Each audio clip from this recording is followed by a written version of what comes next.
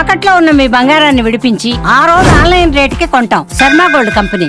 Bollywood star hero Saif Ali Khan పై దాడి ఘటనలో సీసీటీవీ ఫుటేజ్లో కీలక విషయాలు వెలుగులోకి వచ్చాయి. సైఫ్ అలీ ఖాన్ మీద అటాక్ జరిగే 2 గంటల ముందు వరకు ఇంట్లోకి ఎవరూ రాలేదని నిర్ధారైంది. అర్ధరాత్రి 2 గంటల 30 నిమిషాల ప్రాంతంలో ఈ ఘటన చోటు చేసుకోగా రాత్రి 12 గంటల తర్వాత ఇంట్లోకి ఎవరూ వెళ్ళినట్లుగా ఆనవాళ్లు లేవని పోలీసులు అంటున్నారు. దీన్ని బట్టి చూస్తే లోపలి వ్యక్తులే సైఫ్ అలీ ఖాన్ పై దాడి చేశారని పోలీసులు అనుమానం వ్యక్తం చేస్తున్నారు. లోపల సైఫ్ పై అటాక్ జరుగుతుంటే సెక్యూరిటీ గార్డులు ఏమయ్యారనే కోణంలో పోలీసులు విచారిస్తున్నారు.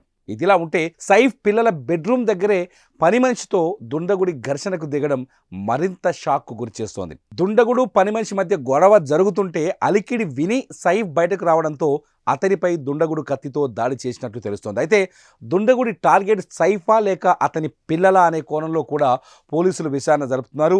సైఫ్ పై దాడిలో మరో ప్రశ్న వినిపిస్తోంది. ఇంట్లో పనిచేసే వాళ్లే దొంగతనానికి యత్నించి దొరికిపోయి దాడి చేయాల్సి వచ్చిందా? సైఫ్ శత్రువులు పని వాళ్లతో ఏమైనా హత్యకు కుట్ర చేశారా అనే అనుమానం రావడంతో ఆ దిశగా కూడా పోలీసులు విచారణ చేస్తున్నారు. మరోపక్క కత్తిపోట్లకు సైఫ్ అరుస్తుంటే ఫ్యామిలీ ఎందుకు బయటకు రాలేదనే మరో ప్రశ్న పోలీసులకు తలెత్తింది. అయితే ఇన్ని ప్రశ్నలకు సమాధానం రావాలంటే సైఫ్ కళ్ళు తెరిచి నిందితుల గురించి ఏమైనా విషయాలు చెబితే తప్ప ఈ కేసు బయటకు తెలియదని పరిస్థితి నెలకొంది. మరోవైపు సైఫ్ అలీ ఖాన్ ఆరోగ్యంపై ముంబైలోని లీలావతి ఆసుపత్రి డాక్టర్లు కీలక ప్రకటన చేశారు.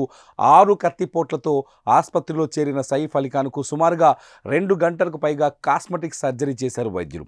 ఈ సర్జరీలో సుమారు 2 నుంచి 3 అంగుళాల పొడవు ఉన్న ఓ వస్తువుని బయటకు తీశారు. ప్రస్తుతం సైఫ్ ఆరోగ్యం నిలకడగా ఉందని, అతనికి ఎలాంటి ప్రమాదం లేదని చెప్పుకొచ్చారు. మరికొన్ని రోజుల్లో డిశ్చార్జ్ చేస్తామని కూడా చెప్పారు. దీంతో అతని ఫ్యాన్స్ ఊపిరి పీల్చుకున్నారు. ఈ విషయం తెలియగానే సినీ ప్రముఖులు, రాజకీయ నాయకులు ట్విట్టర్ వేదికగా స్పందిస్తూ సైఫ్ అలీ ఖాన్ త్వరగా కోలుకోవాలని కోరుకుంటున్నారు.